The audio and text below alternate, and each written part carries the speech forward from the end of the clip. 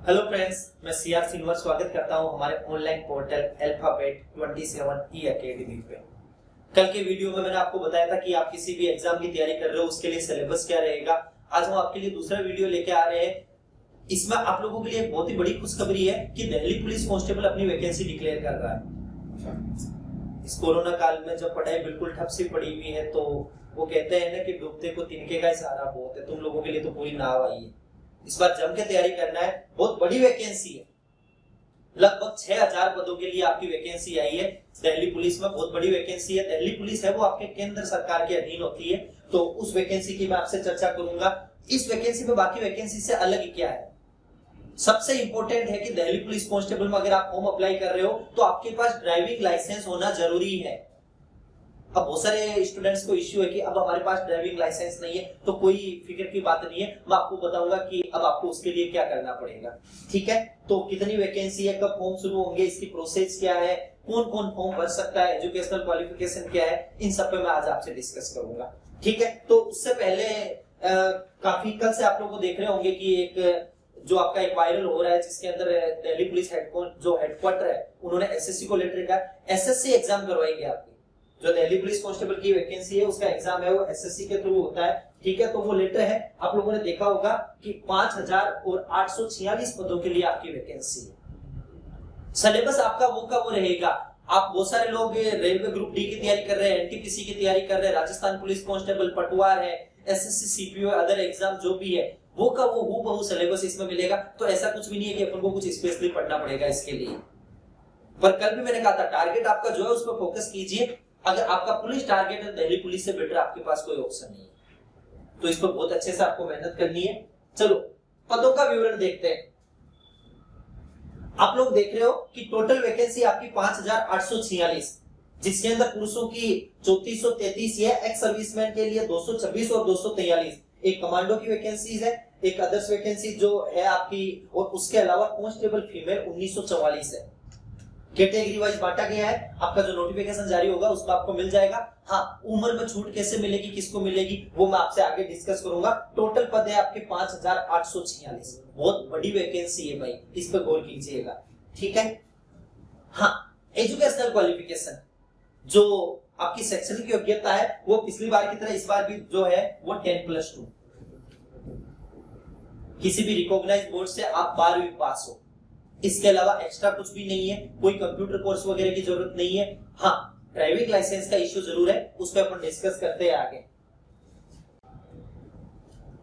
उम्र, बहुत सारे लोग इसमें कंफ्यूज हो रहे हैं कि एज रिलेक्शन है वो कैसे मिलेगा। और सबसे ज्यादा कंफ्यूज होते हैं अपने एक्स सर्विसमैन कोटे से जो कैंडिडेट होते हैं कि मुझे उम्र में छूट मिलेगी, वो किस बेस पे मिलेगी, क्या मिलेगी। ठीक है, तो आज अपन लेके चलते हैं कि सबसे पहले कि उम्र का क्राइटेरिया। तो अगर पुरुष कैंडिडेट की बात करूं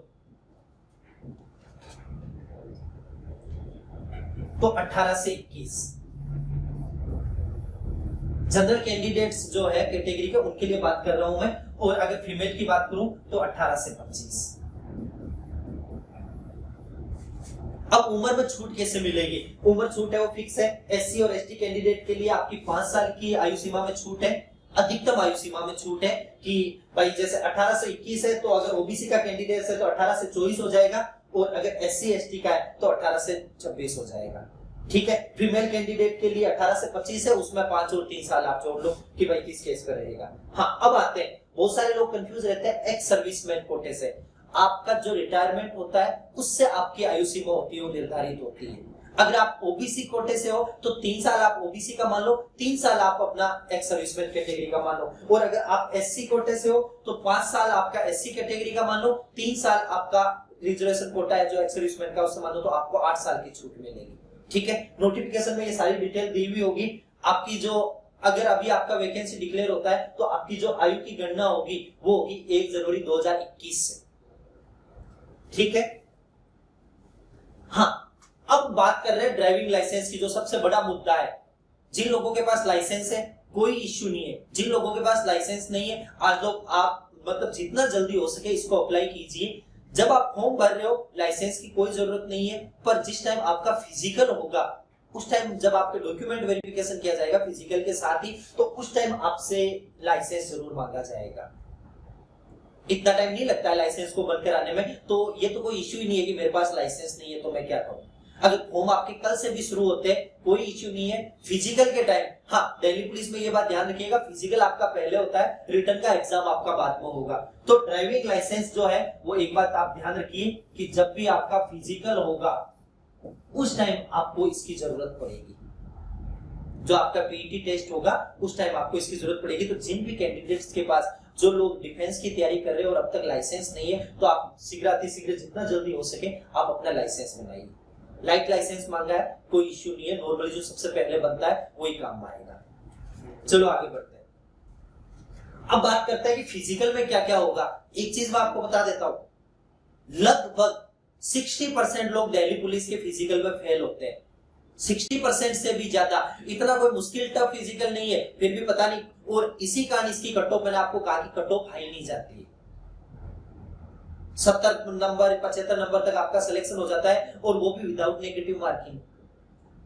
तो कोई बड़ा इश्यू नहीं है। ज्यादातर लोग फिजिकल में ही फेल हो जाते हैं। ठीक है, तो फिजिकल के लिए इन्होंने क्या दिया है कि जो मेल कैंडिडेट है उनके लिए 6 मिनट दी है 1600 मीटर की रेस।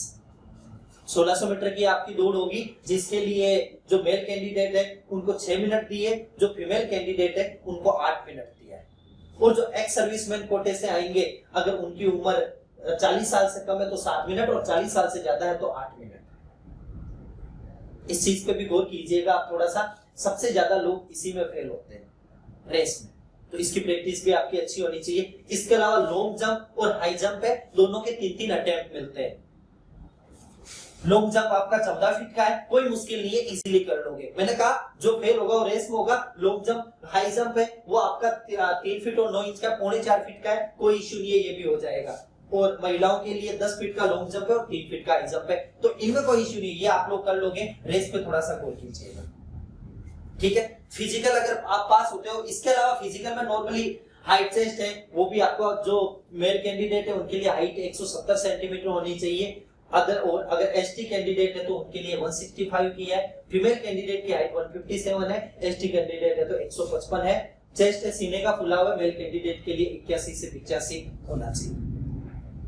तो ये कोई मुश्किल काम नहीं है, अगर आपने रेस कर लिया तो ये भी हो जाएगा। सबसे बड़ा इश्यू है आपका अब ये जो हम आपका तैयार कराएंगे यहाँ पे, सिलेबस में आपके पास रीजनिंग है, जीके है, इसके अलावा आपका मैथ का पोर्शन है, और इसके अलावा कंप्यूटर का नॉर्मल का पोर्शन है। ठीक है, जो जीके रहेगा, जीके में आपका सारा पोर्शन रहेगा। हिस्ट्री भी है, आपका ज्योग्राफी भी है, most probably Indian history, geography, constitution, ये सारी चीजें रहेगी। भारत का जीके आएगा और करंट अफेयर्स और साइंस आपका इंक्लूड होगा। ठीक है, रीजनिंग है, उसके 25 सवाल आएंगे 25 नंबर के। जीके है, उसके 50 सवाल आएंगे 50 नंबर के। जो आपकी मैथ है उसके 15 सवाल आएंगे 15 नंबर के। और कंप्यूटर से रिलेटेड आपके 10 सवाल आएंगे 10 नंबर के। टोटल 100 नंबर का पेपर होगा आपका। टाइम मिलेगा आपको 90 मिनट। और जो 100 में से 75 ले आया वो कंफर्म सिलेक्शन देगा। सबसे बड़ी बात, नेगेटिव मार्किंग नहीं है। जो बात सबसे बहुत सारे स्टूडेंट्स पूछ रहे हैं, तो दिल्ली पुलिस में नेगेटिव मार्किंग नहीं है। अब तक के जितने भी पेपर हुए थ्रू एसएससी लो या दिल्ली पुलिस खुद लो, नेगेटिव मार्किंग कभी नहीं हुई। तो ये आपके लिए एक मतलब जो लोग पढ़ने वाले हैं उनके लिए तो मैं मान सकता हूँ कि ये नेगेटिव पॉइंट है। बट कट ऑफ्स को देखते हो, ओला और अगर 75 नंबर विदाउट नेगेटिव मार्किंग ला रहे हैं तो कोई बड़ा इश्यू नहीं है। 75 भी मैं ज्यादा बोल रहा हूँ, इतनी कट ऑफ्स भी नहीं जाती। ठीक है ना, तो इसमें आपका नेगेटिव मार्किंग है वो नहीं होगा। सबसे नोटिफिकेशन डेट तो 15/7 का आपका लेटर है, जिसमें एसएससी के थ्रू वैकेंसीज को कंडक्ट कराने की बात हुई है। तो मान के चलो कि विद इन 1 मंथ इसके अंदर आपका नोटिफिकेशन आ जाएगा।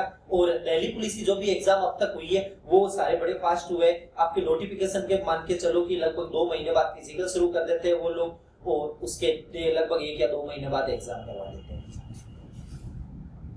ठीक है, तो आज अपन ने डिस्कस किया है, जो मैंने आपको बताया है कि दिल्ली पुलिस की कांस्टेबल की वैकेंसी है वो डिक्लेयर हो रही है। सिलेबस आप लोगों ने देखा होगा कि आया ये 25 सवाल रीजनिंग के आएंगे, 15 सवाल आपके मैथ के आएंगे और 50 सवाल जीके के आएंगे, जो ज्यादा लेवल के नहीं होते। ठीक है, तो आप लोग का जो सारा सिलेबस है वो हम अल्फाबेट 27 की टीम पूरा करवाएंगे। रीजनिंग है, मैथ है, जीके है। Okay, thank you.